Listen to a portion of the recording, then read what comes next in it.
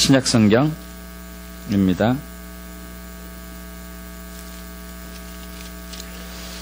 갈라디아서 3장 13절과 14절.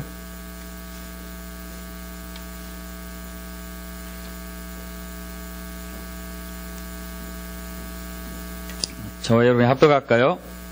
그리스도께서 우리를 위하여 저주받은 바 되사 율법의 저주에서 우리를 속량하셨으니 기록된 바 나무에 달린 자마다 저주 아래 있는 자라 하였습니다. 이는 그리스도 예수 안에서 아브라함의 복이 이방인에게 미치게 하고 또 우리로 하여금 믿음으로 말미암아 성령의 약속을 받게 하려 합니다. 아멘. 요즘 저희 열방성의 화요 집회에서는요, 십자가의 도에 대해서 나누고 있는데, 이 시간 기도하고 시작하죠. 함께 기도하겠습니다. 아버지 하나님, 이 시간도 주의 은혜 가운데에 십자가의 도에 대해서 그 비밀을 알고자 이 자리에 나왔습니다. 성령 하나님, 한 분 한 분에게 지혜와 계시의 영을 부어주시옵소서. 하나님의 비밀인 그리스도 십자가 예수를 알게 하소서. 우리 힘으로 우리 자원으로 알지 못합니다. 오직 성령의 빛이심으로 알 수 있도록 지혜를 주시옵소서. 주님, 이 시간 동안 우리가 겸손하게 성령의 나타남과 능력을 구합니다. 제가 말씀을 선포할 때에 사람의 지혜로 세상의 지혜로 증가하지 않게 하시고 오직 성령의 나타난 능력으로 선포하여서 한 분 한 분 마음속에 그 말씀이 새겨지기를 축복합니다. 그 새겨진 말씀이 우리를 진리에 세울 것이며 십자가로 더 가까이 갈 것이며 능력으로 나타날 것이며 치유와 회복이 될 것을 믿습니다. 감사드리며 우리 주 예수 그리스도 이름으로 기도합니다. 아멘. 요즘 저희 열방선교회 화요 집회에서는 십자가의 도에 대해서 나누고 있습니다. 그 전까지는 제자도에 대해서 나눴었는데요. 정말로 중요한 주제입니다. 우리가 예수 믿는 것은 십자가 예수를 믿는 것이죠. 십자가 예수. 십자가에서 고난당하시고 죽으시고 부활하신 예수를 믿고 있는 것이죠. 그리고 그 십자가 예수가 우리에게 어떤 의미가 있는 것인가, 거기에 대해서 구체적으로 나누고 있습니다. 일반적인 우리의 그 성경적인 지식은 이제 죄를 용서해 주신 것, 구원받게 한 것, 이렇게 이제 너무 단순하게 알고 있는데, 구원의 의미가 그렇게 간단하지는 않다는 것은 나누고 있죠. 단지 죄를 용서하신 것뿐만 아니라 우리를 사망에서 생명으로 옮기셨고, 오늘 나눌 저주에서 이제 복으로 옮기셨고, 또 율법에서 자유하게 하셨고, 또 질병에서 건강함으로, 가난에서 부요함으로, 그리고 이 세대로부터, 이 세상으로부터 자유케 하는 그런 다양한 영적인 의미가 이제 포함되어 있죠. 그리고 이것을 우리가 믿음으로 받아들이는 데 있어서 가장 중요한 것은 성령의 빛이심, 성령의 조명이 절대적으로 필요하죠. 지난 시간에서는 우리가 자아에서 자유케 하는 십자가의 도에 대해서 나눴습니다. 굉장히 중요한 주제였죠. 자아에서 자유하게 하는 십자가의 도. 자아가 무엇인가? 자기가 무엇인가? 자기, 이 자아라는 부분에 있어서 나눴고요. 자아는 굉장히 중요하죠. 중요합니다. 사람의 세 가지로 분류하자면 사람을 영, 혼, 육 이렇게 이제 분류할 수가 있는데, 자아는 혼 부분이라고 나눴습니다. 혼. 그래서 자기는 혼 목숨. 그래서 혼이 세 가지 기능이 있죠. 지, 정, 의. 그래서 지식, 생각, 이성, 그리고 감정, 7가지 감정, 그리고 의지, 자유의지, 이 부분을 얘기했죠. 그래서 이 부분 굉장히 우리의 인격이기 때문에 중요한 부분입니다. 이 자아가. 근데 왜 자아에서 자유하게 돼야 되는가? 그것은 먼저 이제 알아야 될 것은 자아가 굉장히 중요하지만 자아는 육에 속한 부분입니다.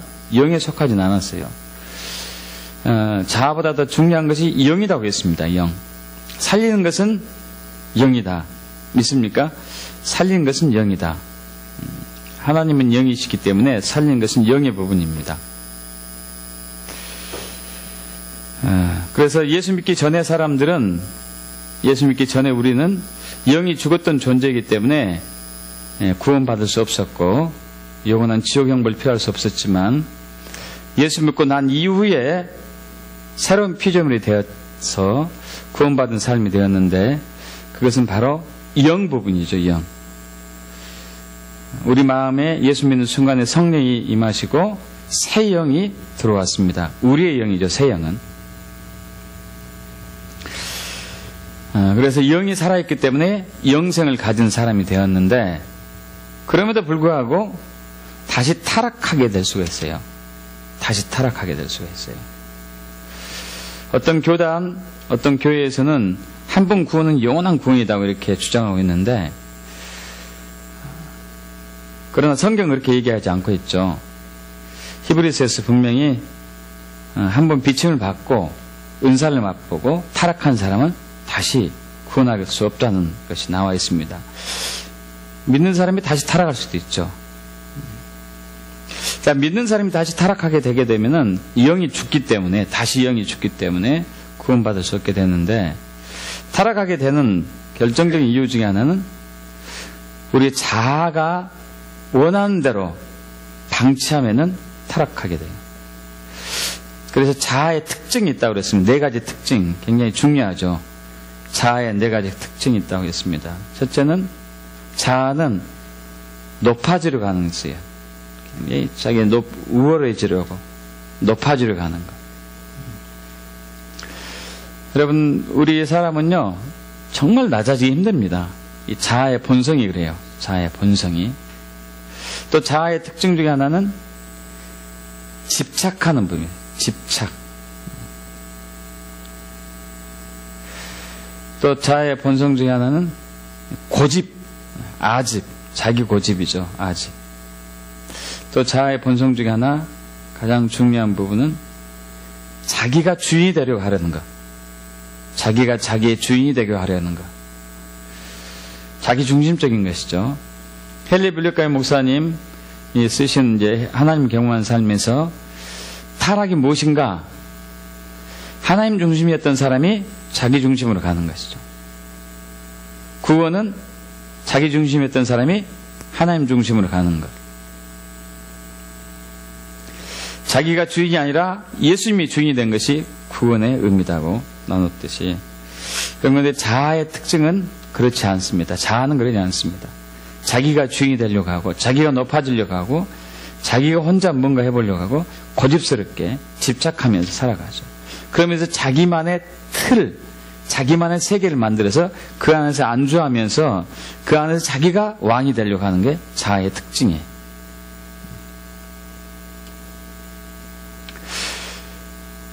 참 신기해요.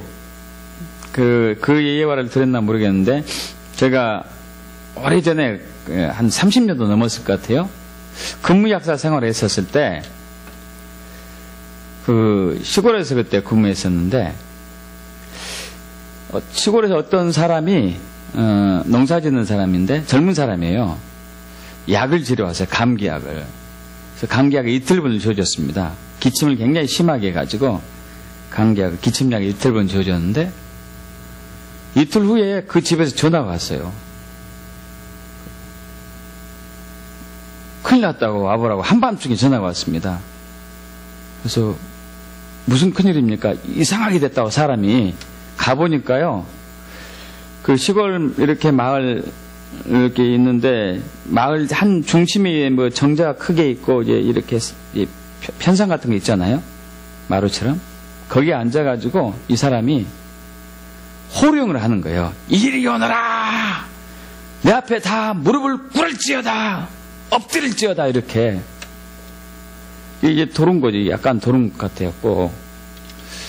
그래서 어떻게 된 거냐고 물어봤더니 이 양반이 감기약을 지우고 난 이후에 이틀 동안 밥을 한 번도 먹은 적이 없고 술 먹고 약 먹고 술 먹고 약 먹고 그랬대요. 이게 취해버린 거죠. 특히 이제 그 약은 요즘은 이제 안 나옵니다. 그 기침약은 안 나와요. 왜냐하면 마약 성분이 굉장히 강해가지고 안 나와요. 그 약을 집어넣었거든요. 워낙 기침이 심하니까. 근데 환각적이 일어나는데 신기하게 자기가 왕이 된 거야. 누가 시키지도 않았어요. 근데 왕이 되는 거다. 이 자아란 존재는 방치두면은 스스로 왕이 되려고 하는 게 있다. 그때 알았어요. 아, 사람이 저러는구나. 자아라는 거 그래요. 자기가 주인이 되려고 하고, 자기가 높아지려고 하고, 자기 고집을 피우려고 하고. 그러면 구원을 못 받습니다. 그죠? 이 자아를 그래서 처리해야 돼요. 자아를 처리하는 것은 자기를 부인해야 되죠. 자기를 부인하는 것. 누구든지 나를 따라오고 그러든 자기를 부인하고 자기 십자가를 지고 나를 따를 것이니라. 자기 목숨을 구하고자 하는 자는 목숨을 잃을 것이요 나를 위해서 자기 목숨을 버린 자는 목숨을 얻을 것이니라. 이 자아를 부인해야 돼요. 자기를 부인한. 자아를 부인하고 자기를 부인한다는 얘기는 나의 주인은 내가 아니라 누구죠? 예수님이죠. 예수님. 나의 주인은 내가 아니고 예수님. 그렇다면 또 이런 의문이 따르죠. 아, 그렇다면 왜 자아를 만들었지? 쓸모없는 거 아니야 이거 자아가? 그러지 않습니다. 이 자유의지가 있는 이 자아는 하나님 만드신 목적이 있죠. 바로 하나님을 찬송하기 위해서 내 의지를 동원해가지고 하나님을 사랑하기 위해서 내 의지를 동원해가지고 만약 자아가 없이 하나님께서 우리에게 찬송하라고 또 하나님을 찬송하라고 하나님을 사랑하라고 이렇게 명령을 했다면 로봇이었을 거예요. 로봇. 그냥 생명체가 없는 의미 없는 로봇이 그 역할을 할 수 있었겠죠. 그러나 하나님은 그걸 원하지 않습니다.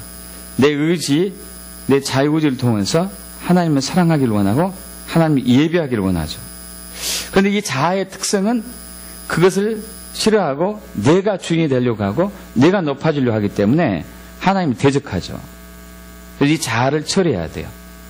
어디서 처리해야 되죠? 십자가에서요. 십자가에서. 그래서 예수님이 십자가 못 박혀 달려 돌아가셨을 때에 우리의 죄가 다 용서받은 것뿐만 아니라 우리의 자아도 거기서 처리되었습니다. 이걸 믿기를 축복합니다. 저와 여러분의 자아도 처리되었어요. 그렇지 않은 구원이 완벽한 것은 아니에요. 우리의 노력이 뭔가 필요할 거예요. 그러나 우리는 믿음으로 구원받습니다. 왜 믿음으로 구원받죠? 그것이 다 완성되었기 때문에. 할렐루야. 믿습니까? 다 완성되었기 때문에. 그래서 우리는 십자가를 순간순간 바라봐야 되죠. 내 자아가 높아지려고 할 때마다 수시로 바라봐야 되죠. 십자가에서 나의 자아를 처리해야 돼요. 십자가에 나의 자아를 못 박아야 돼요. 나를 부인하고 예수님이 나의 주인입니다 선포하고 나의 십자가를 주고 주님을 따라야 될 것입니다. 그렇게 되게 축복합니다. 자, 이번 시간은 십자가가 주는 영적인 의미, 십자가 예수, 십자가의 고난과 죽음과 부활을 통해서 우리에게 주신 그 영적인 의미 중에 또 하나는 저주를 복으로 바꾼 것이 십자가입니다. 복과 저주에 대해서 잘 아시죠? 복과 저주는 잘 아십니다. 복과 저주의 기원은 어딜까요? 복의 근원은 하나님이시죠. 하나님이 복이시고 하나님이 생명이시고, 근데 복이신 하나님, 생명이신 하나님이 사람을 창조하시고 그 사람에게 복을 주십니다. 복을 주셔요. 우리 창세기 1장 27절 28절에 잘 아시죠? 하나님이 자기 형상곡 하나님의 형상으로 사람을 창조하시되 남자와 여자를 창조하시고 하나님이 그들에게 복을 주시며 할렐루야. 하나님이 사람에게 복을 주시며 그들에게 이르시되 생육하고 번성하고 땅에 충만하라. 땅을 정복하라. 바다의 물고기 하늘의 새와 땅을 움직이는 모든 생물을 다스리라. 여러분, 사람이 창조되어 가지고 생육하고 번성해 가지고 땅에 충만하면서 땅을 정복하고 다스리기 위해서는 하나님이 주신 복이 필요합니다. 하나님이 그 일을 할 수 있도록 모든 사람에게 복을 주셨습니다. 믿습니까? 복을 주셨어요. 정복하고 다스릴 수 있도록. 그래서 사람은 항상 형통하며 성공하는 삶을 살도록 창조되었습니다. 할렐루야. 항상 복스러운 삶을 살도록 창조되었어요. 근데 문제는 저주가 임한 것이죠. 저주가. 하나님의 계명의 말씀에 순종하지 않음으로 인해 가지고 저주가 임한 것이죠. 여호수아 8장 34절에 여호수아가 율법책에 기록된 것대로 축복과 저주하는 율법의 모든 말씀을 낭독하였으니 이렇게 나오고 있습니다. 여러분, 율법의 기능이 5가지 기능이 있거든요. 5가지 기능. 율법은 죄를 드러내는 것, 첫 번째. 두 번째는 죄를 심화시키는 것. 세 번째, 죄를 심판하는 것. 네 번째, 그래서 우리를 그리스도께 인도하는 몽학성성이 되고, 5번째, 삶의 이제 규례와 율례가 되는 것. 자, 그런데 율법에는 심판의 기능이 있기 때문에 이 심판에 따라서 말씀에 순종한 사람은 복을 받고 말씀에 순종하지 않고 계명 어기는 사람은 저주를 받는다는 것이 율법의 기능 중에 하나죠. 그래서 율법의 축복이 있고 율법의 저주가 있어요. 율법의 축복과 율법의 저주가 있습니다. 신명기 27장 26절도 마찬가지죠. 이 율법의 말씀을 실행하지 아니한 자는 저주를 받을 것이라 할 것이요 모든 백성은 아멘 할지니라. 그래서 신명기 28장에 보면은 총 우리가 68절이 나오는데 14절은 14절은 복에 대한 것이고 54절은 저주에 대한 것이잖아요. 저주가 훨씬 많습니다. 그러나 자세하게 이렇게 뜯어보면은 비슷비슷합니다. 복에 대한 것은 신분을 상승하는 것, 그리고 출산을 많이 하게 되고 육체적으로, 재정적으로, 인간관계에서 모든 삶의 분야에서 풍성한 열매를 맺고 건강하고 번영하고 형통하고 승리하는 삶을 살고 머리가 되고 꼬리가 되지 않고 머리가 되고 항상 위에만 있는 그러한 8가지 정도의 복으로 이렇게 간추릴 수 있다면 54절에 펼쳐져 있는 저주도 역시 비슷하게 간략하게 간추릴 수 있습니다.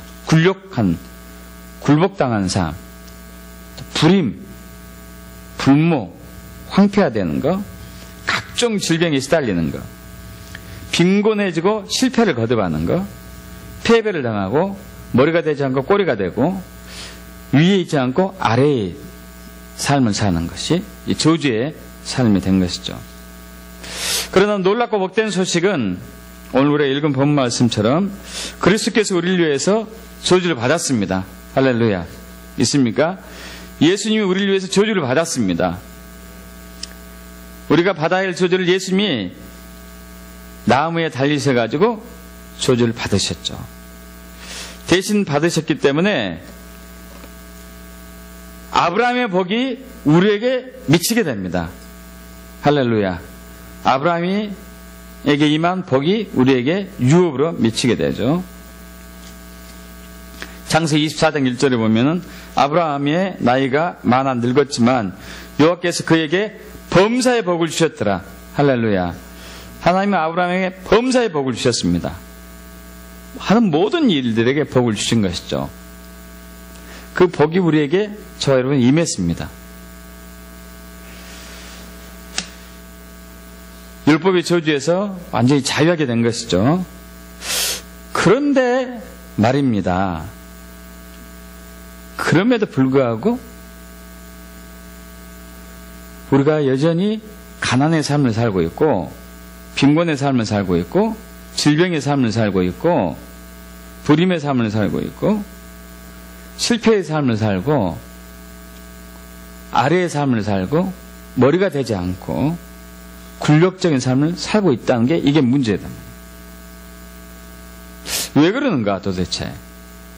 이미 예수님이 십자가에서 그것을 완전히 다 처리하셨음에도 불구하고 이제 더 이상 우리는 저주가 아닌 복된 삶을 살 수 있는데 왜 여전히 저주의 삶에 놓여 있는가? 어떻게 하면 여기서 벗어날 수 있는 것인가? 이걸 좀 오늘 나누고자 합니다. 자, 먼저 알아야 될 것은 복과 저주로 우리가 임하게 되는 원인 중에 하나는요, 물론 이제 말씀에 순종하고 불순종하는 것도 있긴 하지만 또 하나가 있는데 우리 언어에 있어요. 언어. 혀에 달려 있습니다. 우리 잠언 여기 이제 접어두시고, 여기 꼭 접어두시고, 갈라디 3장 접어두시고, 잠언 18장 21절로 가죠. 잠언 18장 21절.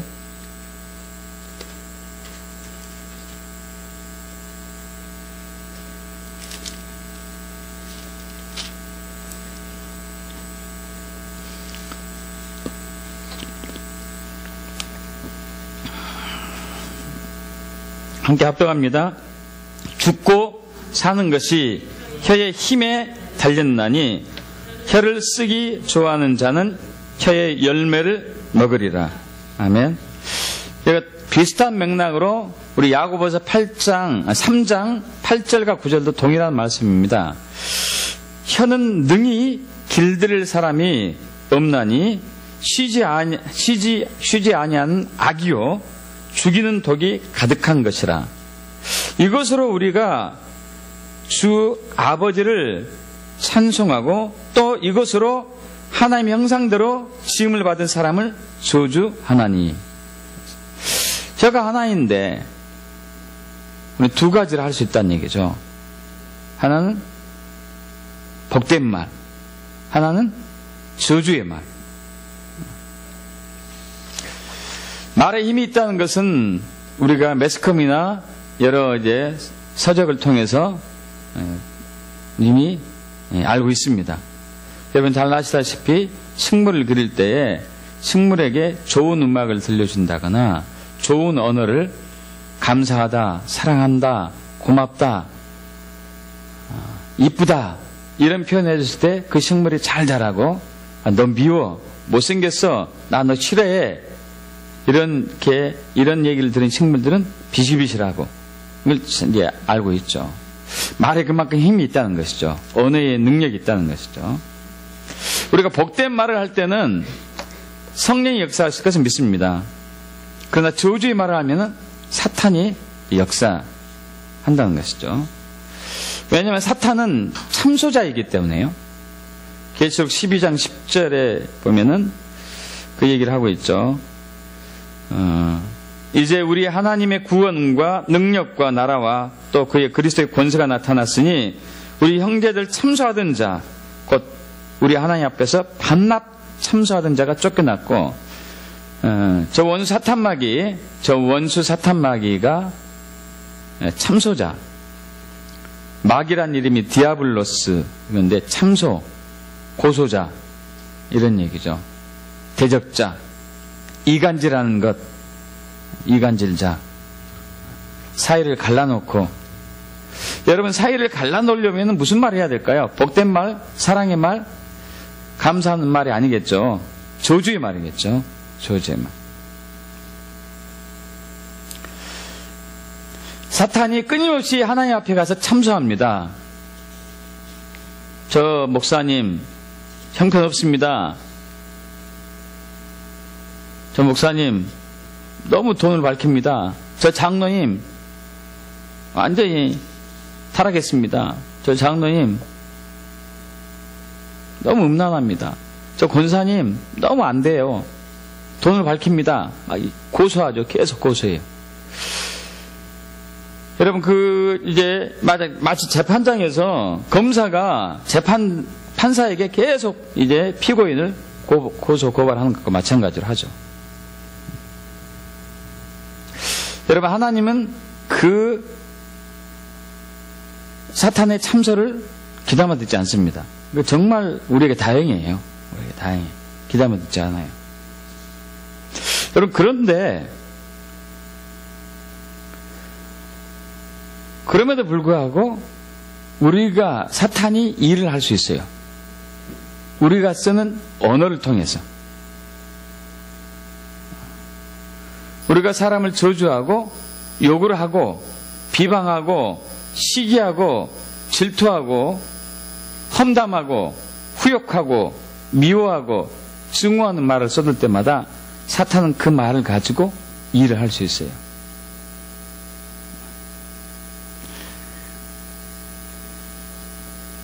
그래서 우리가 사용하는 언어는 굉장히 중요하죠. 저와 여러분이 사용하는 언어를 통해서 하나님이 형통에 복된 일을 하실 수도 있을 뿐만 아니라 저와 여러분이 사용하는 언어를 통해서 사탄이 저주의 씨앗을 뿌리고 다니면서 악을 행할 수도 있는 것이죠. 그래서 우리 혀가 찬송도 하고 사랑도 할 수 있지만 저주도 할 수 있다는 얘기예요. 굉장히 영향력이 크죠. 특히 대를 통해서 물려오는 이 저주 유업들이 있습니다. 대를 통해서 윗대부터 쭉 흘러내려오는 것. 어떤 집안은 자살하는 사람이 계속 그 대에 끊기지 않고 나타나요. 후대. 어떤 집안은 그 알코올 중독이 계속 그 가족 가문 사이에 있어요. 어떤 집안은 자꾸 단명하는 집안이 있고, 어떤 집안은 자꾸 사건 사고를 자주 당하는, 어떤 집안은 가난이 대물림되는 것도 있고.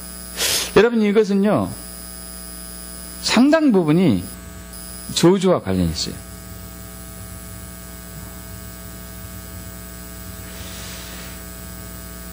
열심히 살려고 노력하고 최선을 다함에도 불구하고 가난을 벗어나지 못해요. 건강하기 위해서 여러 가지 하지만 유전적인 질병으로 벗어나지 못해요. 이것은 위로부터 뭔가 흘러내려온 것이 있다는 얘기죠. 그래서 저주의 7가지 징후가 있습니다. 저주의 7가지 징후. 이건 이제 속죄라는 글을 쓰신 데릭 프린스 목사님이 정리해 놓은 것인데, 첫째는 정신질환들, 공황장애, 우울증, 요즘 상당히 많습니다. 이런 부분들. 정신장애. 또 100%는 아닙니다만은 이제 상당수가 관련이 있다는 얘기죠. 저주와. 또 하나는 재발성 질병, 재발이 잘 되는 질병이나 만성병, 특히 유전적인 질병. 또 세 번째는 부인과 질병, 불임, 유산, 생리증후군. 또 결혼의 파탄과 가족과의 단절, 또 재정적인 궁핍, 부유한 집안이 갑자기 폭삭망하게 되는 것, 계속해서 가난해지는 것도 마찬가지고, 사건 사고를 잘 당하는 것, 또 단명하는 것, 사고로 빨리 죽든지 질병으로 빨리 죽든지 자살로 빨리 죽든지, 이런 것들이 이제 저주의 징후가 되겠죠. 또 하나 저주의 특징이 있는데, 저주의 특징 중에 하나는, 특징은요 좌절감이에요. 좌절감. 좌절하는 것. 어떤 일을 목적을 위해서 열심히 노력해가지고 성취했습니다. 근데 그런 사람은 이제 좋겠지만은 실패했어요. 그럼 좌절을 느끼겠죠. 좌절을. 난 안 되는구나, 못하는구나. 또 도전, 또 실패했어요. 안 되는구나, 못하는구나. 이것도 이제 좌절, 이것은 당연히 좌절이 되겠지만은, 어떤 일을 목표로 하고 그것을 달성했음에도 불구하고 좌절감을 느끼는 사람이 있어요. 있습니다. 그런 경우는 저주의 징후들 포함될 수 있겠죠. 그래서 이런 그 저주의 징후를 당하는 그 원인이 어디서 오는가? 굉장히 많은데요. 몇 가지만 간추려 보자면은 우리 조상들이 우상숭배하는 것들. 우상숭배. 여러분, 저와 여러분, 왜 한국의 문화는 우상을 많이 숭배했어요. 그죠? 우상 많이 숭배했습니다. 당연히 저와 여러분은 그 저주의 문화 속에 있다고 해도 과언이 아니죠. 윗대들이 우상을 숭배했기 때문에. 또 거짓 종교, 비밀단체, 프리메이슨도 포함할 수 있겠는데, 거짓 종교, 사이비 종교, 이단.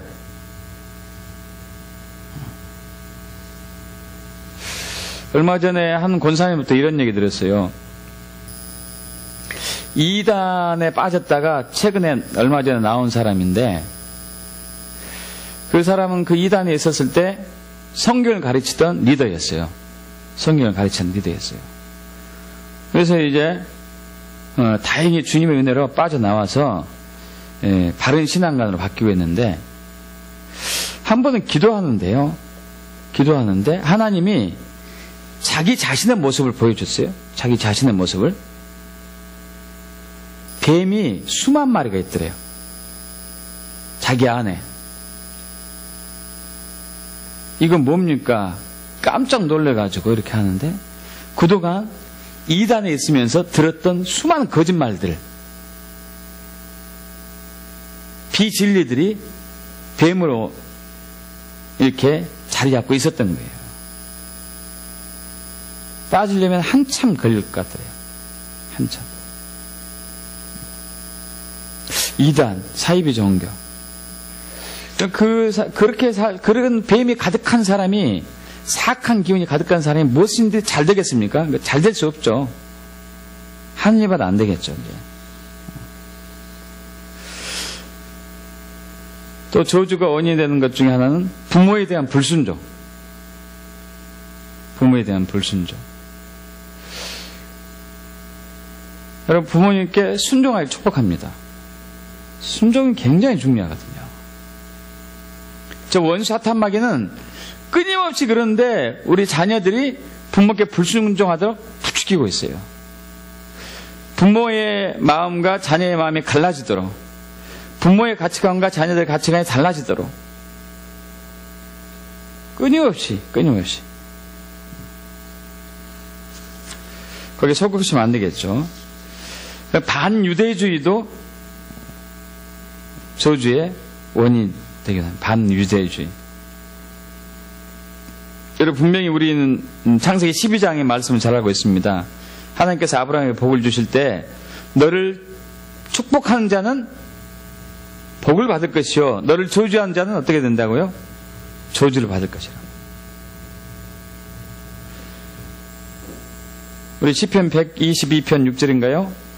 예루살렘을 위해서 축복하는 자는, 평안을 빈 자는 형통할 것이다. 여러분, 이스라엘은 굉장히 중요합니다. 영적인 우리 선임으로서 굉장히 중요하죠. 근데 믿지 않는 사람들은 물론이지만 믿는 사람들조차도 이스라엘을 굉장히 비방하고 성토하는 사람도 있어요. 여러분, 이것은 저주예요. 자기가 그것을 다 받을 거예요. 그걸. 약속의 말씀대로. 자신이 뱉은 언어, 저와 여러분이 뱉은 언어들이 있어요. 욕도 있을 거고, 요즘 아이들이 욕을 얼마나 많이 하나 몰라요. 참 우리 때와는, 제가 자라는 환경은 저희 고향은요, 욕 일반적인 반반이어서 반반. 진짜 욕 많이 했습니다. 근데 요즘 하는 애들 욕은 더 많이 하더라고. 우리 때보다. 서로 욕을 막 주고받으니까 막 저주하고 있는 거예요. 저주, 이렇게. 그러면 자녀들을 양육할 때, 특히 젊은 세대들은요, 이제 아이가 이렇게 나와서 자라면은 절대 욕을 하지 못하게 하시고, 혹시 욕을 들은 일이 있다 하면은 거기서 축사를 하셔야 될 것 같아요. 그것이 자기에게 오면, 그 아이가 오면 안 되잖아요. 그죠?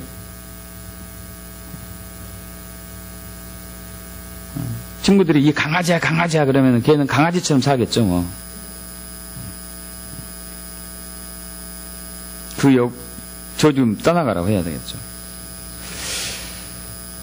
그리고 자기 자신에게, 나는 될 일이 없네, 이거, 뭐. 이거 죽겠네. 이거. 안 돼. 내 인생은 왜 이래? 이런 것들이 다 하나님이 귀에 들려가거든요. 불신의 말이에요, 불신의 말. 또 권위자들이 뱉은 말들, 후임에게, 자녀들에게, 또 제자에게 뱉은 말. 네가 뭘 하겠냐? 나가 죽어라, 이 빌어먹을 놈아. 이런 것들이 다 이 저주의 말이죠, 저주의 말이에요. 그 무당한테 가서 이렇게 구판을 벌인다거나, 무당이 쓴 용어들, 주술 부적, 이런 것도 다 저주의 언어죠, 저주의 언어. 저주 원인이 되죠. 저번에 예화를 한번 말씀드렸었는데, 재작년이 됐네요, 벌써. 나이지리아 방문했었을 때, 나이지리아는 우리보다 그렇게 잘 살지는 못하죠, 우리나라보다는. 근데 가장인데, 집안에 자녀 여럿이 둔 가장인데, 외국인 회사에 다녀가지고 차가 2대, 아주 잘 살았어요. 근데 어느 날 갑자기 이 사람이 미쳐가지고, 집을 나갔습니다. 밖에서 산에서 사는데, 신기하게 살죠. 항상 어마어마하게 무거운 나무, 기술도 좋아요. 그 무거운 나무를 머리에 쥐고 다니고, 한 손에는 칼을 들고 한 손에는 헌 보따리 들고, 보따리 속에는 낡은 옷들이 가득 차 있고, 아주 소중하게 들고 다니고. 나중에 이제 TV조선 목사님 스텝 제자들 통해서 치유를 받았는데, 어떻게 된 거냐고 물어보니까, 가장이 가끔 바람을 피웠나 봐. 그래가지고 이 부인이 속상하니까 무당한테 가가지고, 주술사한테 가가지고, 우리 남편이 다시 바람 피면은 미쳐버리게 해달라고 구슬했어요. 그러면 바람 피려고 딱 하는 순간에 돌았대요. 돌아가지고 집 나가버린 거예요. 그러니 이 무당이 하는 언어도 굉장한 힘이 있어요. 굉장한 힘이. 주술도 마찬가지예요. 부적도 마찬가지예요. 부적. 여러분, 이 주술의 영향 그리스도인도 받습니다. 우리 갈라디아서로 다시 돌아옵니다. 갈라디아서 3장 1절. 갈라디아서 3장 1절.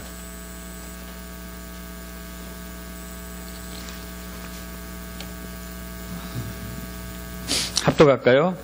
어리석도다.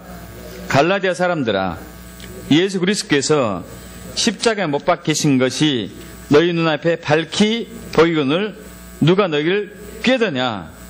이 꾀더냐라는 단어를 좀 눈여겨볼 필요가 있어요. 꾀더냐. 이 꾀더냐.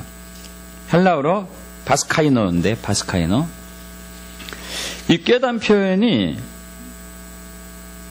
의미가 중상하다, 중상모략하다는 얘기 있잖아요. 홀리다.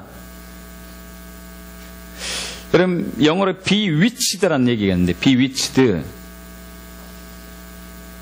홀리다. 이 단어는요, 무당들이 주술사한테 쓴 용어로 쓴 거예요. 사도 바울이.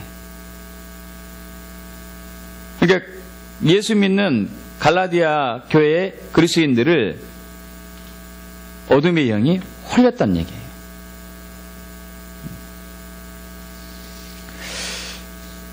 여러분, 근데 신기한 것은 갈라디아 교인들이, 성령 충만된 교인들이 꽤 많았습니다. 갈라디아서 3장 5절 보겠습니다.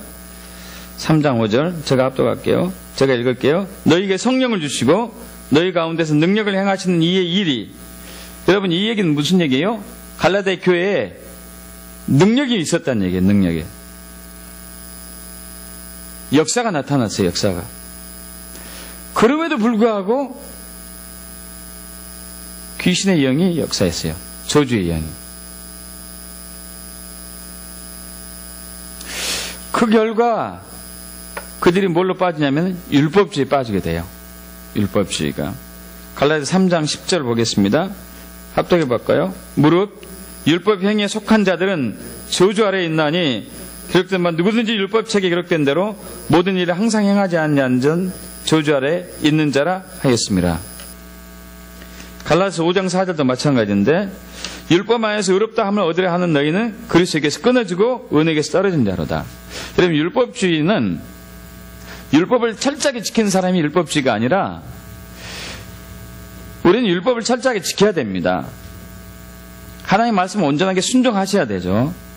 그런데 그것을 했기 때문에 내가 의롭다고 하는 게 이게 문제죠. 저와 여러분이 의롭다고 함을 받을 때는 언제죠? 예수 그리스도의 십자가 예수를 믿을 때 그때 유일하게 의롭다 함을 받을 수 있습니다. 우리의 행위가 아니에요. 율법 행위라는 얘기는 하나님 말씀을 잘 지키고 종교적인 의식을 잘 행하는 것을 율법 행위라 할 수도 있거든요.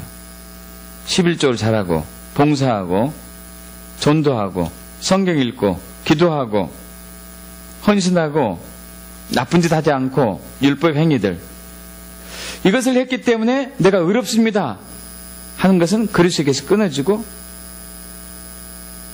저주받는다고 얘기하고 있어요. 오히려 저주받는다고. 자, 그런데 이 부분들이 저주의 영들이 역사한 결과가 포함이 된 것이죠.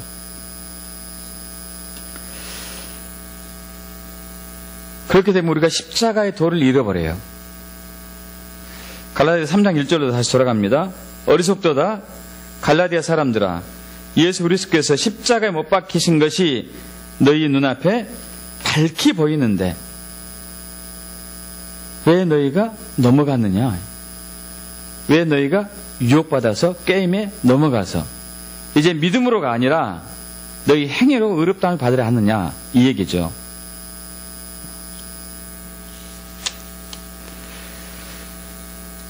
여러분 그만큼 이 저주의 힘이 세다는 얘기예요. 저주의 힘이. 우리의 삶을 황폐화시킬 뿐만 아니라 우리의 믿음마저도 변질시키는 힘이 있어요. 여기에서 자유하기를 축복합니다. 우리는 이 저주에서 자유함을 얻어야 돼요.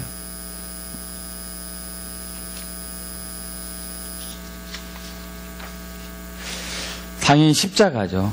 십자가예요. 다시 한번 우리 갈라디아 3장 13절 14절 합독합니다. 그리스도께서 우리를 위하여 저주를 받은 바 되사 율법의 저주에서 우리를 속량하셨으니 기록된 바 나무에 달린 자마다 저주하는 자라 하였습니다. 이는 그리스도 예수 안에서 아브라함의 복이 이방인에게 미치게 하고 또 우리로 하여금 믿음으로 말미암아 성령의 약속을 받게 하려 함이라. 할렐루야. 저 원수 사탄 마귀는 끊임없이 우리가 율법의 저주에서 벗어났음에도 불구하고 우리 언어를 가지고 와서 우리 문화 속에 들어있는 그 욕과 그 악한 독한 시기의 말을 가지고 가서 우리를 괴롭힐 수 있어요. 여러분 그럼에도 불구하고 우리는 거기서 자유할 수 있습니다. 할렐루야. 그럼에도 불구하고 자유할 수 있어요. 조상의 유업에서 우리는 완전히 벗어날 수 있어요. 있습니까? 왜냐하면은 골로새서 2장 15절 말씀 때문이죠. 골로새서 2장 15절 보겠습니다. 골로새서 2장 15절.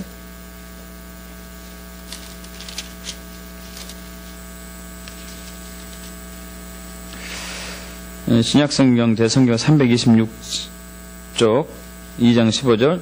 통치자들과 권세들을 무력화하여 드러내어 구경거리로 삼으시고 십자가로 그들을 이기셨느니라. 할렐루야. 여러분 여기서 통치자들과 권세들이라는 얘기는요 사람들을 표현한 것은 아닙니다. 우리 에베소서에 보면은 통치자들, 권세들, 이 어둠의 세상에 주관한 자들, 하늘의 악한 영들, 이 네 종류의 귀신들이 나와요.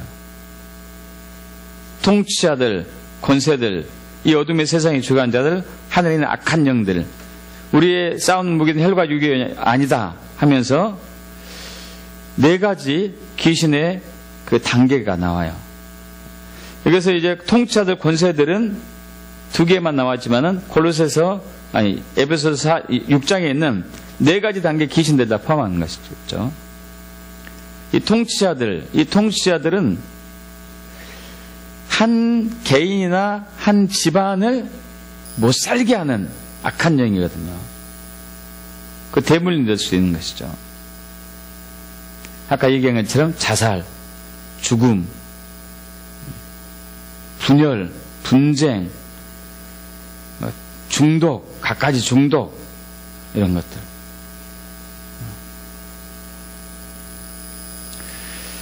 또 이제 권세들은 약간 큰 스케일, 그것보다 큰 귀신, 그것보다 힘이 큰 귀신들. 그래서 어느 마을, 작은 도시를 장악하고 있는 귀신들을 얘기하고, 이 어둠의 세상의 주관자들은 그 도시나 큰 도시, 작은 나라 주관하는 귀신들이고, 하늘에 있는 악한 영들은 큰 거대한 도시나 한 나라를 장악하고 있는 귀신들이에요. 여러분, 이것을, 그들의 세력을, 그들의 권세를 십자가 예수님이 이기셨습니다. 그래서 우리는 조상의 유업들이나 서로 주고받는 언어 속에서 상대방이, 권위자들이, 친구가, 아는 사람이, 낯선 사람이 뱉는 그 저주의 언어 속에서 자유할 수가 있어요.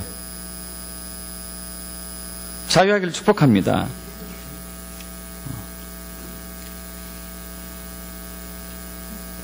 오히려 그들이 더 형편없게 될 수가 있어요.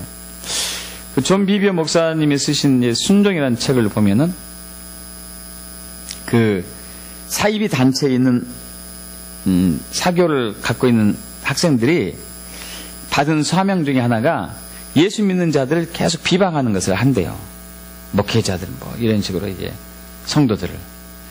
근데 그들이 그거 할 때, 그 명령을 받고 할 때 처음엔 멋모르게 이렇게 하다가 나중에는 이제 가려가면서 한대요. 어떤 식이냐면은 믿음이 진짜 좋은 사람은 안 한대. 왜 안 하냐면은 하면은 그 저주가 겁으로 자기가 돌아가니까. 창세기 우리 12장에 있는 말씀 그대로 된대요. 근데 믿음이 좀 알딸딸하기 좀 표현이 이상하네. 좀 비리비리한 사람들은 하면은 그것을 받는데요.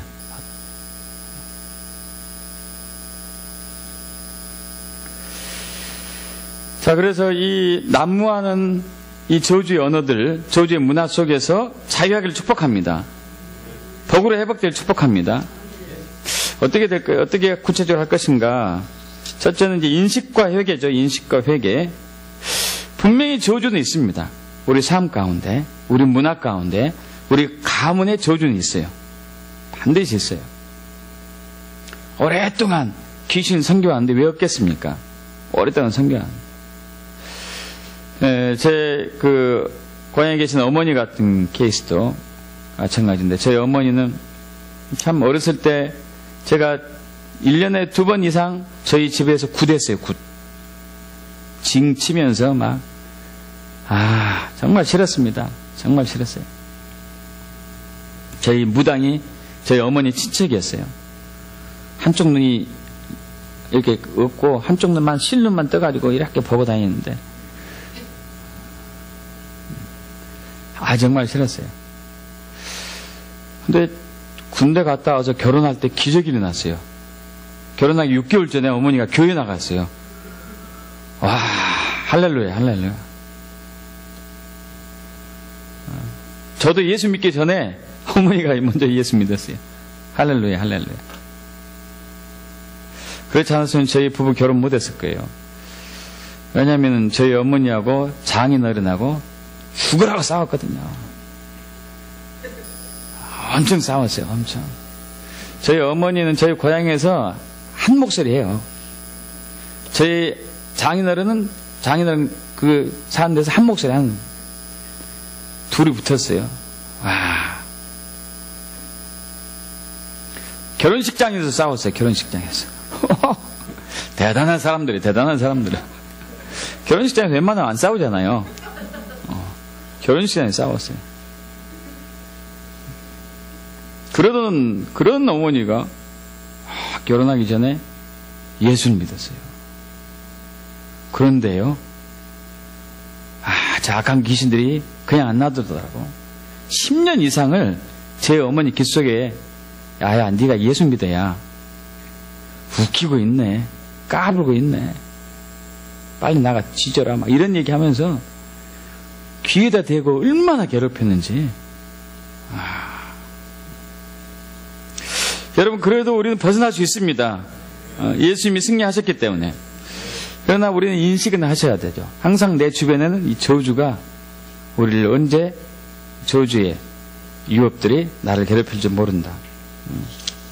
그래서 그 원인들을 파악하는 게 필요해요. 우리 집안에 자꾸 가난이 이렇게 대물림된다거나, 갑자기 사고가 많아진다거나, 갑자기 질병이 이렇게 계속 끊임없이 된다거나, 돈을 갑자기 많이 잃어버린다거나, 저주의 역사들이죠.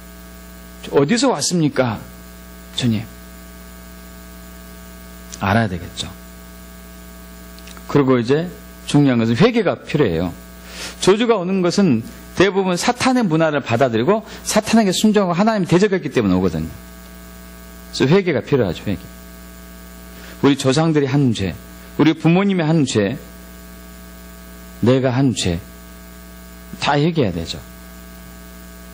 그래서 첫 번째는 인식과 회개가 필요하죠. 두 번째는 저주를 끊고 돌파해야 되죠. 저주를 끊고 돌파해야 돼요. 예수께서 명하노니 우리 집안에 대물되고 있는 가난의 영은 떠나갈지어다. 질병의 영은 사라질지어다. 중독의 영은 끊어질지어다. 분열의 영은 떠나갈지어다. 끊고 돌파해야 되죠. 예수 필요도 없습니다. 성령 품어주세요. 그리고 당당하게 선포해야 되죠. 이제 이 가정은 이 가정은 하나님이, 예수님이 죄값을 다 치르셨고 우리 저주를 담당했기 때문에 더 이상 저주와 관계없고 우리는 복된 하나님의 자녀임을 선포하노라, 가정임을 선포하노라 하셔야죠.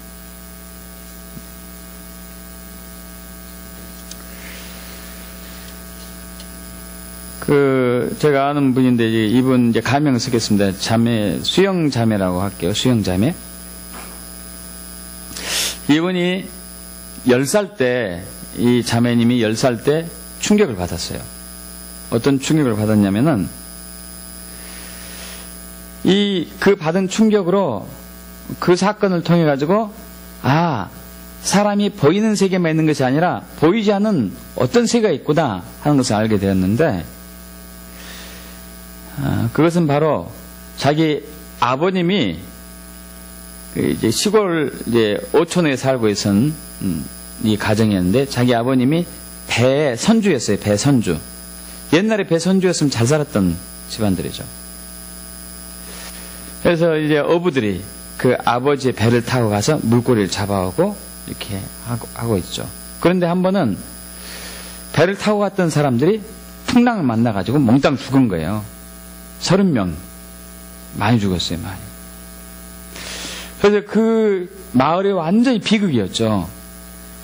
그래서 풍랑을 만나가지고 가족을, 아버지를 잃고 남편을 잃은 그 유가족들이 아버님이 와가지고 우리 남편, 우리 아버지가 억울하게 죽었으니까 구슬을 해달라고, 혼을 달래는 구슬을 해달라고 한 거예요. 그래서 구슬을 하게 됩니다.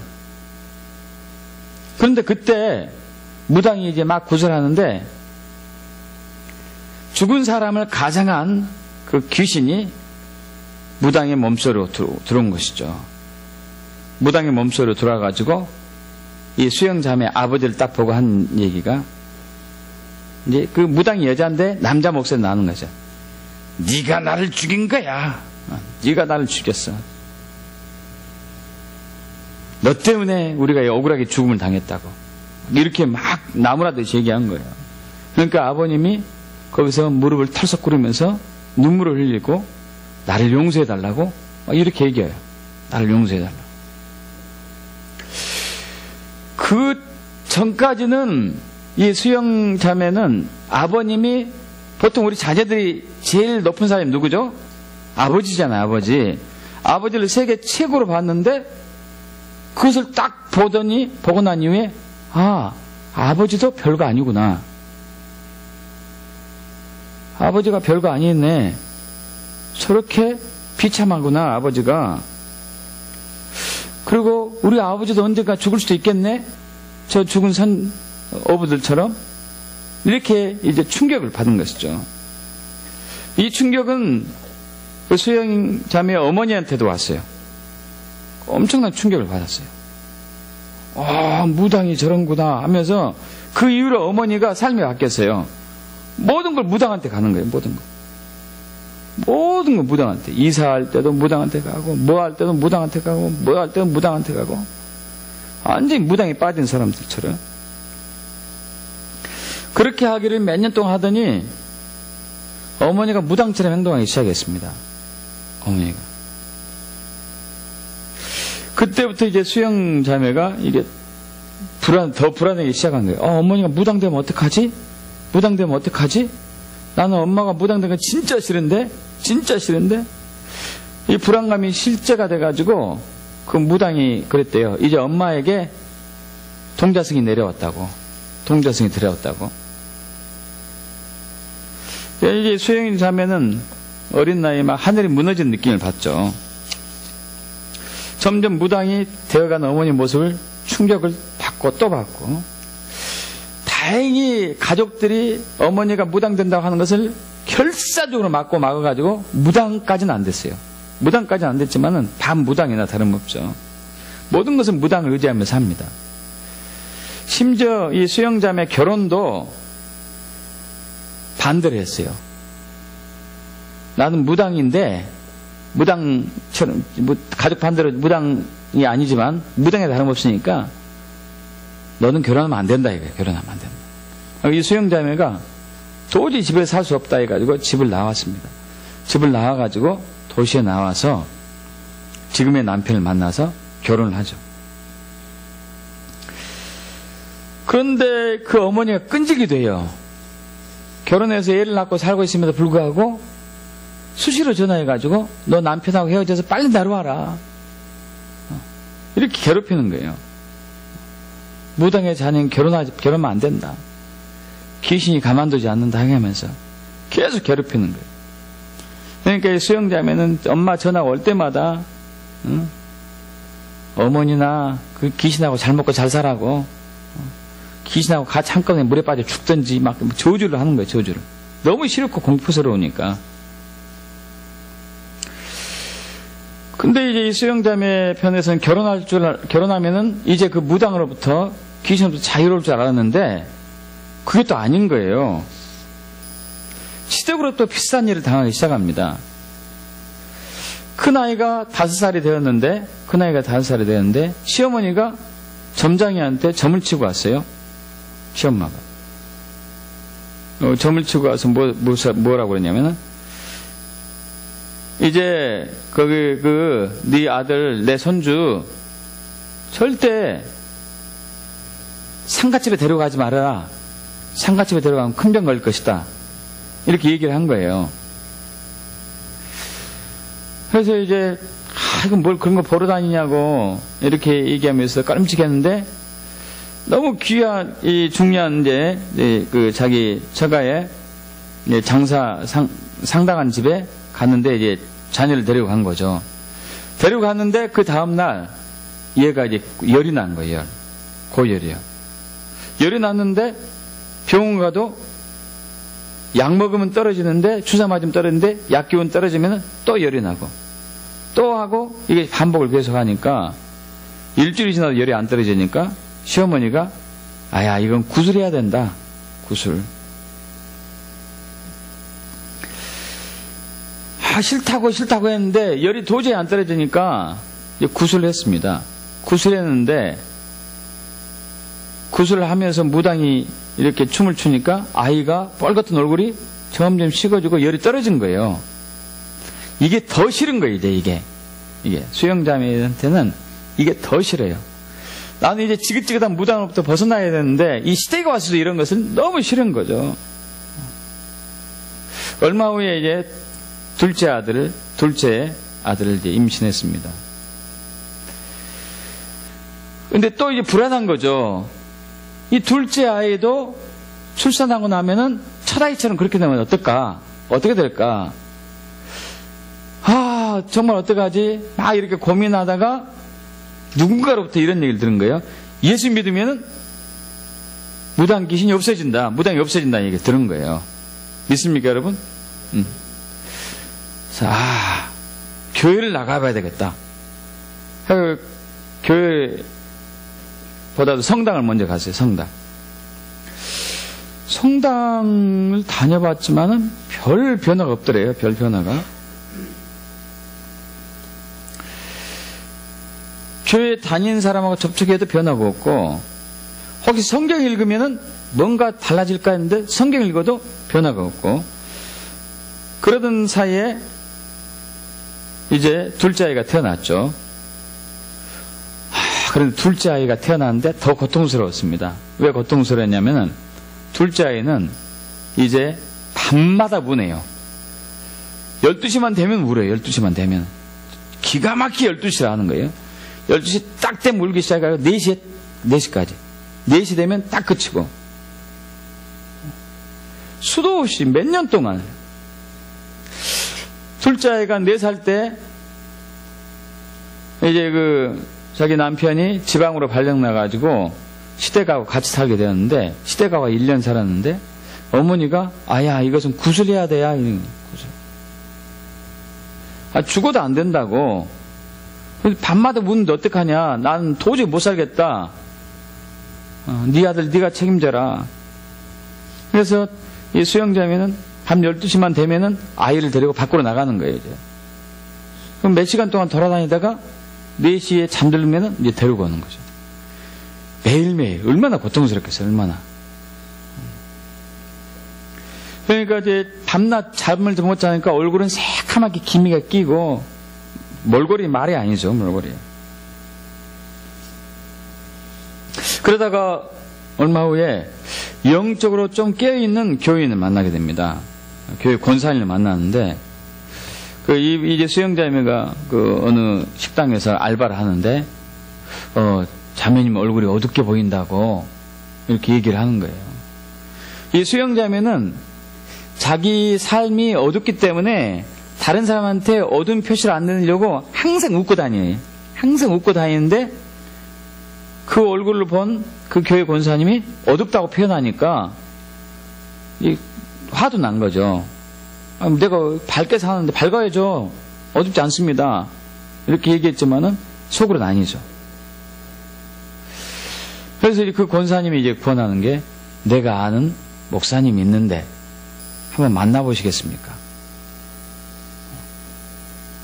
그래서 그 목사님을 이제 만나게 된 거죠. 만나게 되면서 조금씩 이제 교회를 다니기 시작합니다.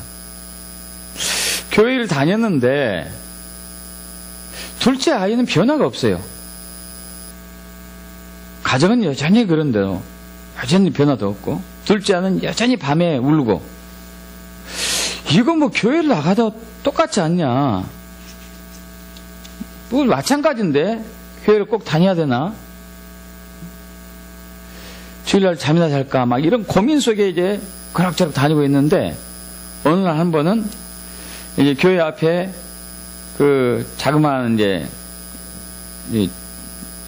잔디가 있는데, 잔디에서 여름날 이게 앉아가지고 전도사님하고 이런저런 얘기를 하고 있었습니다. 교회 전도사님하고. 근데 이제 둘째 아이가 그 수영자의 무릎에 이렇게 누워 있었어요. 누워 있는데 그 아들이 갑자기 엄마 눈이 자꾸 부셔 이래요. 눈이 자꾸 부시다고. 그래서 왜 눈이 부시는데? 뭐가 반짝반짝 하는데? 뭐가 반짝반짝해 엄마. 뭐가 반짝반짝 하는데? 전도사님이 계속 얘기 나누면서 이제 물어봤죠. 건성으로. 예수님이 반짝반짝해. 예수님이 반짝반짝해. 뭔 예수가 반짝거린다냐? 무시하고 넘어갔어요. 넘어가고 이렇게 이제 전도사님 말씀 끝나고 집으로 돌아왔는데 기적은 그날 일어났어요. 아이가 그날 태어나 처음으로 12시 전에 잠들었는데 안 우는 거예요. 할렐루야. 이 아이가 십자가 예수를 만났습니다. 십자가 예수를 만났어요. 근데 그날은 모르고 지나갔어요. 근데 이튿날 되니까 아이가 안 울었네? 내가 어제 밤에 아이를 데리고 안 나갔네? 하는 것이 생각났어요. 그래서 설마 우연이겠지? 그 다음 날도 일주일이 지나도 할렐루야. 치유가 된 거죠. 치유가 돼요. 신기한 일이 그걸로 끝난 게 아닙니다. 이 녀석이, 둘째 아들 녀석이 주일날 그렇게 교회 갈 때 깨워도 잘 일어나지 않는 애가 아침 7시에 일어난 거예요. 7시에 일어나가지고 세수하고 교회 가방 메고 교회 버스 타는 데 가서 혼자 서 있어요. 할렐루야. 그래서 혼자 교회를 갑니다. 혼자. 그것으로 끝난 게 아니고 이 둘째 아이가 당시 유치원 다녔었는데 유치원 다니면서 유치원 다니는 친구들에게 복음을 전하기 시작하는 거예요. 할렐루야. 복음을. 예수 믿으라고. 여러분 그 꼬맹이들이 한참 놀라에 와가지고 예수 믿어가 뭐 재밌겠어요. 그러니까 이제 그 친구들이 도망다니기 시작하죠. 그러더니 이 둘째 아이가 꾀를 쓰더래요. 도망다니면 예수 믿으라고 말을 못하잖아요. 그러니까 둘이 먼저 달리기 시작하는 거예요.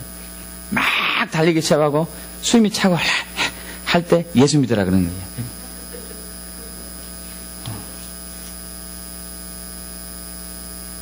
놀라운 일이 되죠. 놀라운 일들이에요. 그 둘째 아이는 시댁이나 친정에 가서 명절날 어머니 이제 제사 때 가서 이렇게 가면 절대 제사할 때 이 조상들에게 절도 하지 않고 제사 음식도 먹지도 않고 그러면서 가끔 이런 고백도 했답니다. 천국은 마음으로 보는 것이고 성령님은 생각할 때마다 내 심장을 뛰게 한다고. 할렐루야. 놀랍죠? 근데 문제는 이제 수영 자매에게 문제예요. 자기는 이제 이렇게 교회 다닐 때 아니 하나님 정말 하나님 있다는 것을 우리 가족에게 저에게 보여주세요. 그럼 제가 진짜 믿겠습니다. 그 증거를 보여주세요 했는데 아니 아이가 그렇게 변했는데 생각이 이제 이게 나이가 먹었으니까 좋아졌겠지. 때가 됐으니까 좋아진 거야. 하나님 그런 거 아니야. 이런 생각이 슬그머니 올라오는 거예요. 그러다가 아니지. 저렇게 잘 자고 저렇게 변화된 것은 하나님이 아니면 예수가 아니면 할 수가 없지. 할 수가 없지. 그래서 내가 못된 일이지 했다가도 또 저런 생각도 들고 그러던 중에 이 큰아이가 둘째 아이 기도를 통해서 고질병이 나와버렸어요. 무슨 고질병이냐면 그 큰아이는 알레르기 비염이 있죠. 만성비염. 알레르기 비염이 있어요. 재채기 콧물 나오는 거. 그게 치유가 돼버린 거예요. 할렐루야. 그러더니 이제 수영자매가 둘째한테 어떻게 할 수 있냐 이것을 어떻게 하지 이거 어떻게 하냐 그랬더니 둘째가 한 얘기가 믿음으로 하면 돼요. 할렐루야. 엄마 믿음으로 하시면 돼요. 믿음으로. 그때부터 예수 형제자매가 정신이 번쩍 들면서 나도 예수를 만나야 되겠구나. 십자가 예수를 경험해야 되겠구나. 그때부터 말씀 붙들고 기도하기 시작하죠. 제일 먼저 눈에 들어온 것이 요한일서 5장 18절을 만든. 이 세상은 악한 자의 손에 처해 있지만은 하나님의 백성들, 예수 믿는 자들은 악한 자가 만지지도 못한다. 이 세상 문화는 저주의 문화 속에 있지만은 예수 믿는 자들은 저주에서 벗어났다. 할렐루야.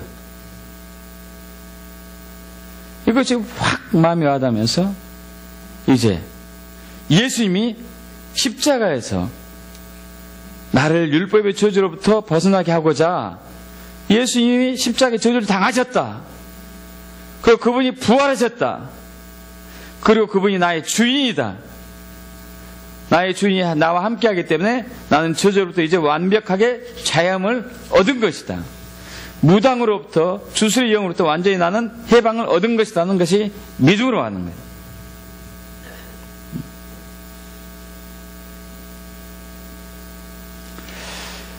여러분, 그 수영자매도 예수께로 돌아왔습니다.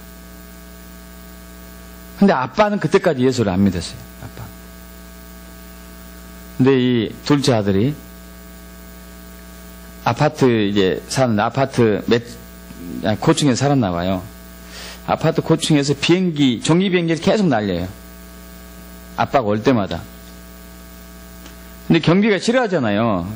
쓰레기 이렇게 하니까. 그래서 이제 둘째 아들까 하지 말아라. 그 아파트 더러워지는데 경비가 싫어한다. 야단친다. 하지 말아라. 왜 그렇게 하고 있냐 했더니 종이 비행기에다가 예수 믿고 구원받으세요. 이거 쓴 거예요. 그러면서 이 종이 비행기를 자기 아빠가 펼쳐봤으면 좋겠다 이거예요. 분명히 하나님은 경비 아저씨가 이것을 다 치우기 전에 아빠가 그것을 보게 하실 것을 믿습니다 하고 날리는 거죠. 그 아빠도 얼마 후에 예수 믿게 되었습니다. 할렐루야. 여러분, 우리는 그 저주의 문화 속에 있어요. 이 세상이 악한 자의 손에 처해 있기 때문에 주변으로부터 많은 좋지 않은 소리를 우리는 들을 수도 있습니다. 얼굴 때문에 놀림을 받을 수도 있고 몸매 때문에 놀림을 받을 수도 있고, 제가 아는 한 사람은요, 여자분인데 키가 1m 80이에요. 그것 때문에 콤플렉스래. 나는 1m 80은 되면 좋겠다고만. 그분은 콤플렉스예요. 키만 보면 놀린대요. 키만. 여러분, 그런 이제 많은 언어들 속에서 상처를 입죠. 그것이 우리의 삶을 강팍하게 하기도 하고. 여러분, 그러나 그것을 십자가에서 하나님은 복으로 바꾸셨습니다. 있습니까? 복으로 바꾸셨어요. 온 사탄마귀는 우리를 멸망시키고 빼앗고 죽이고자 하지만 하나님 우리를 살리시고 생명을 주시고 생명을 풍성하게 하시는 게 예수님이시죠. 우리는 저주에서 완전히 벗어났습니다. 저주의 문화 속에서도 자유함을 얻었어요. 저주가 일으키는 그 질병, 단명하는 거, 분열되는 거, 가난해지는 것들, 꼬리가 되는 거, 아래에 있는 것들, 화를 당하는 것들, 이 모든 것에서 자유함을 얻었습니다. 십자가가 그것을 증명하고 있는 것이죠. 십자가가.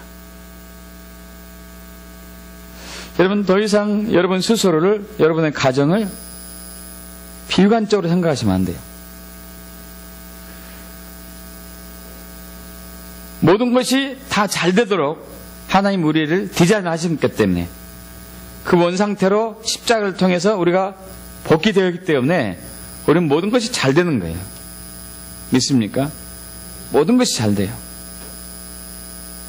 그 믿음을 회복하길 축복합니다. 분명히 그 믿음이 우리에게 하나님으로부터 올 것입니다.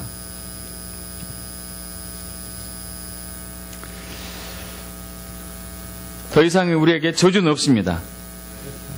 화도 없고 죽음도 없고 질병도 없고 가난도 없고요.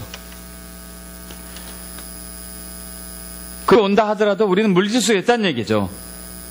할렐루야. 우리는 할 수 있죠. 예수님이 십자가를 통해서 이루신 것이 있기 때문에. 십자가는 그런 능력이 있습니다. 저주를 복으로 바꿨어요. 할렐루야. 저주를 복으로 바꿨습니다. 그것이 진실이고 진리고 힘이고 능력입니다. 그런 삶을 살기 축복합니다. 아멘. 우리 잠깐 기도하죠. 기도, 감사기도 합시다. 감사기도. 저주에서 우리 완전히 자유케 하신 주님을 찬양합니다. 이제 더 이상 우리에게 저주는 없다고 선포합시다. 저주를 끊읍시다. 함께 우리 피아노 반주에 맞추셔서 기도하겠습니다.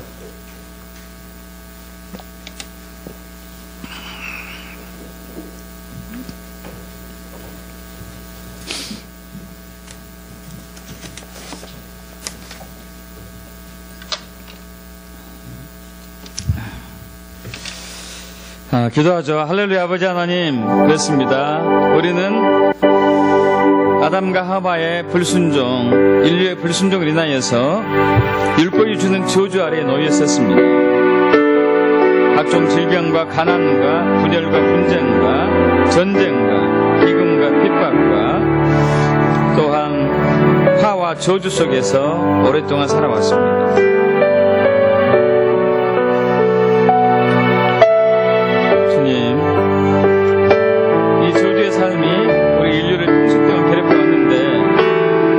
사랑하신 하나님께서 독생자 예수 그리스도를 이 땅에 보내셔서 우리를 율법의 저주로부터 벗어나게 하고자 스스로 율법의 저주를 당하심으로써 우리를 자유케 한 것을 진심으로 감사합니다. 영광받아 주시옵소서. 영광받아 주시옵소서.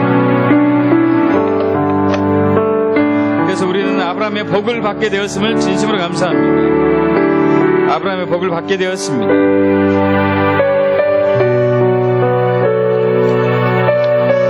그럼에도 불구하고 저 참소자 원수 사탄마귀는 우리의 언어를 통해서 우리의 소주를 통하여서 끊임없이 우리를 괴롭히고 있습니다. 그러나 우리는 믿습니다. 예수님의 십자가가 예수님께서 그리스도께서 십자가를 통하여서 통치자들과 권세들과 이 어둠의 세상의 주관자들과 하나님의 악한 영들에게 승리하셨음을 믿습니다.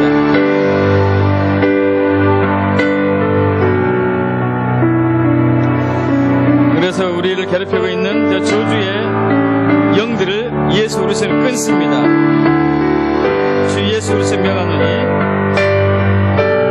우리 자신과 우리 가정과 교회와 이 사회를 괴롭히고 있는 저주의 영들 떠나갈지어다. 질병의 영은 사라질지어다. 가난의 영도 없어질지어다. 단명의 영도 죽음의 영도 떠나갈지어다. 분열과 분쟁의 영도 사라질지어다. 예수 유명한 곳에 가서는 다시 오지 말지어다. 목김을 당하고 무지개를 돌지 않을지어다. 이제 우리는 예수 그리스도를 선포합니다.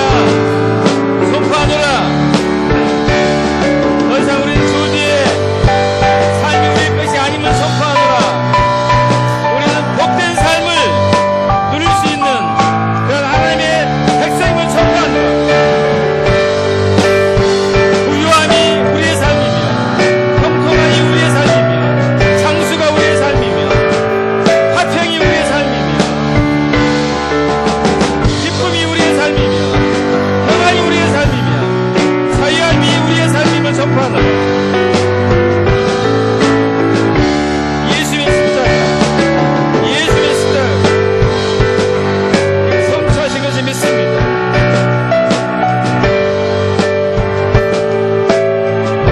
감사합니다. 감사합니다. 영광 받아 주시옵소서. 영광 받아 주시옵소서. 아멘. 주님, 아멘. 아버지 하나님 감사합니다. 감사합니다. 주님, 우리가 예수 믿기 전에 율법의 저주로부터 벗어날 길이 없었습니다. 그러나 우리를 죽기가 사랑하신 아버지께서 독생자 예수 그리스도를 이 땅에 보내시고 우리 대신 율법의 저주를 받음으로써 우리를 자유케 하여 주심을, 화를 복으로 바꾸신 주님을 진심으로 경배합니다. 영광 받아 주시옵소서. 그럼에도 불구하고 저 원사탄 마귀는 우리의 저주 문화 속에서 우리의 언어를 통해서 악한 말들을 통해서 우리를 괴롭히고 있습니다. 그러나 그것마저도 우리는 이길 수 있음을 믿습니다. 그래서 저 저주의 영들을 예수 그리스도는 끊습니다. 주 예수 그리스도 명하노니 우리의 건강을 괴롭히는 모든 질병은 떠날지어다. 재발성 질병, 만성병, 유전병은 사라질지어다.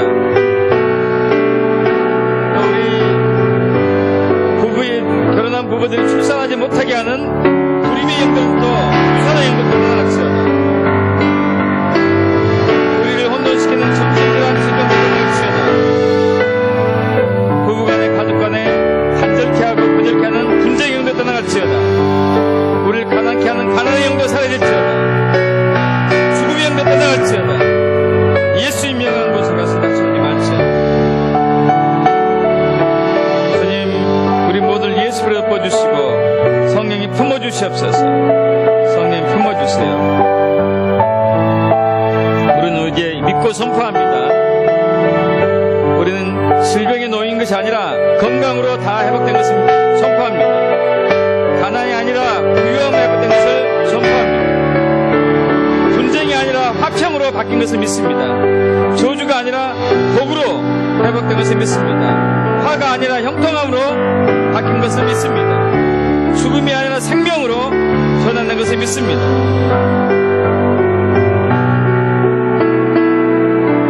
주님, 영광 받아 주시옵소서. 감사드리며 우리 주 예수 그리스도 이름으로 기도합니다.